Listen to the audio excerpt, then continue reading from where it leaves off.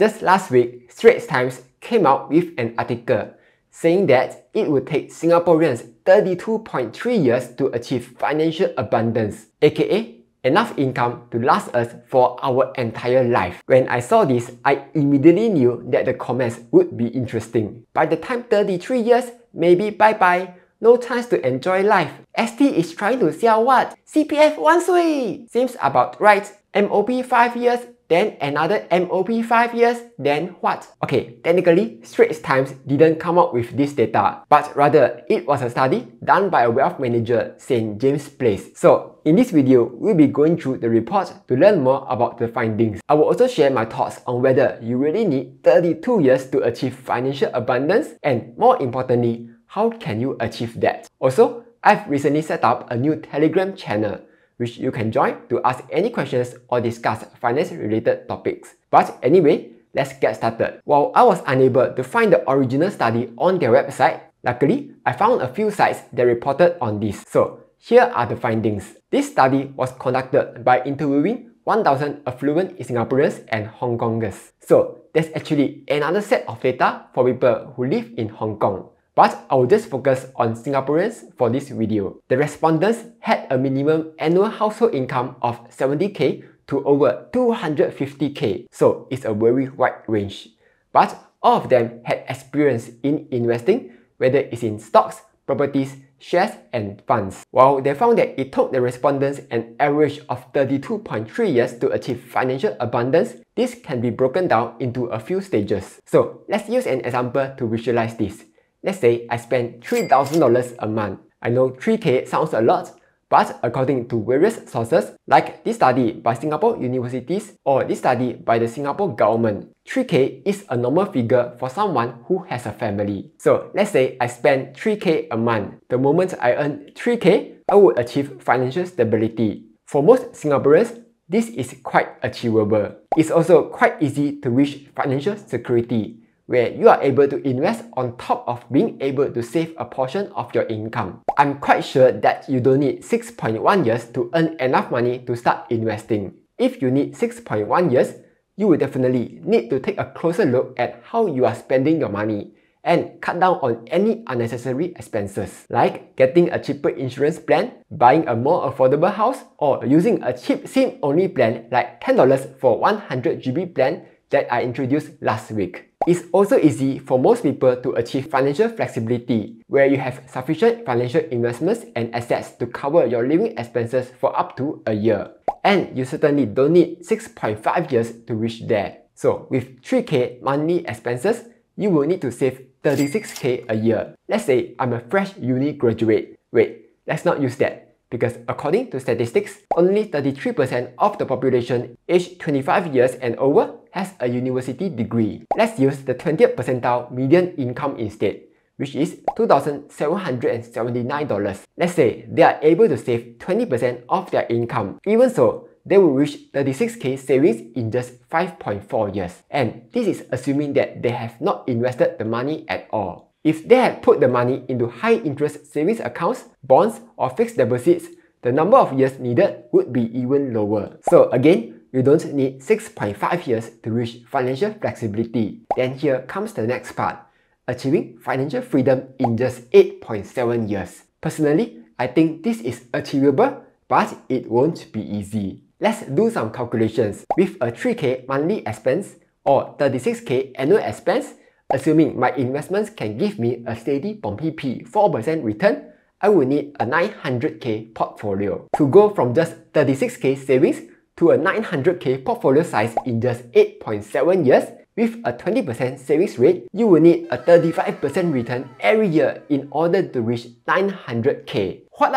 And that, of course, is hard to achieve. So the alternative is to get a higher paying job, increase your savings rate while investing consistently. So let's say you are able to raise your salary to 7k and have a savings rate of 65%. Every year, you will have $55,000 to invest. Then, with a 10% return over 9 years, you will still reach 900k, which is a lot more achievable. For most people, achieving financial freedom is more than enough. But if you are determined, you can go one step further and achieve financial abundance. where you have more than enough income for your lifetime. At this stage, you can buy a condo at Orchard Road. And when I say buy a condo, it means buy the entire condo building like this guy. So that's how they came to the conclusion that you need 32.3 years to climb the wealth ladder. In my opinion, you will not need that long, because to go from financial stability to financial flexibility, you will only need 1 to 6 years. Then from financial flexibility to financial freedom, another 8 to 13 years. Financial abundance is an optional quest, so most people won't have to reach there. Which means, realistically speaking, you will only need 9 to 19 years to achieve financial freedom and get set for life. Quick pause. When it comes to investing, one of the most important skills to have is to invest consistently no matter what. Market up, you buy.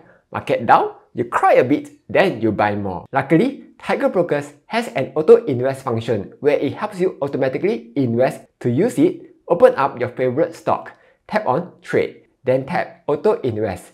With Auto Invest, you can choose to invest with as little as 1 USD and set the frequency to invest from every day all the way to every month. So that's nice. But what's even nicer is that Tiger Brokers have just recently upgraded their sign-up promotion, where if you sign up now and fund your account with 1,500 Singapore dollars, hold it for 7 days while completing 5 buy trades, you will earn a 3-day 20% yield coupon, $40 worth of Apple fractional shares, 1 free stock worth up to $285, and a free $30 Tesla fractional share. So if you are interested, you can sign up using my link down below. With that being said, let's get back to the video. While researching, I also came upon another article by My 15-Hour Work Week. The author also has his version of the wealth ladder, though the amount that you will need to reach each stage is a little higher. He mentioned that your first 100k is very important, because in order to reach this amount, you will need to have the basic foundations to building wealth, like the habits of saving most of your income and learning how to delay gratification. Plus, this 100k will give you the runway and confidence to start taking risks. Once you have that, you have a strong foothold at the start of the wealth ladder. Then he feels that in order to reach the next stages, you will need to 3x your net worth every time. So from 100k to 300k and from 300k to 900k. Interestingly, he felt that the 900k wasn't enough for financial independence because you might need more money for private healthcare. So he decided that in order to achieve financial independence, you will need $2.7 million, which is enough to cover an individual's or even the entire household's monthly expenses. But before you be like, wow, $2.7 million? Can or not?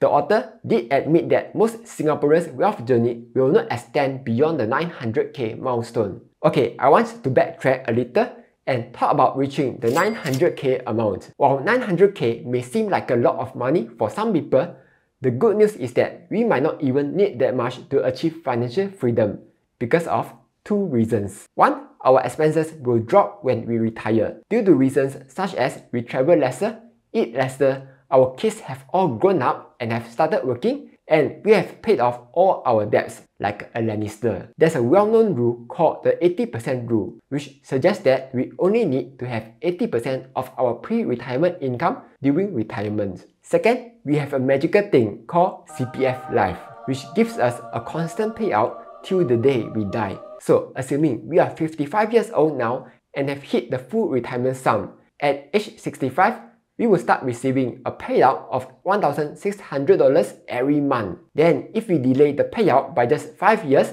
it will increase to $2,150 every month. With this payout, we can reduce the portfolio size that we need to generate our passive income. For example, if we need 3k for retirement and 1.6k is already covered by CPF, we could reduce the portfolio size to 420k, which in turn will cut down the number of years that we need to achieve financial freedom. But of course, there are a lot of factors at play, like how healthy you are during retirement. If you aren't that healthy, you might need a lot more money for healthcare. When are you planning to retire? What's the inflation rate and investment returns like during retirement? That's why it's still better to aim for a higher amount just to be safe. Okay, here are the learning points that the study found. 1. In order to make all this work, you will first need to have patience in investment. Don't buy, sell, buy, sell, buy, sell. Later you lose money, then you know. 2. Have a disciplined investment approach. Don't try to time the market and just buy consistently. 3.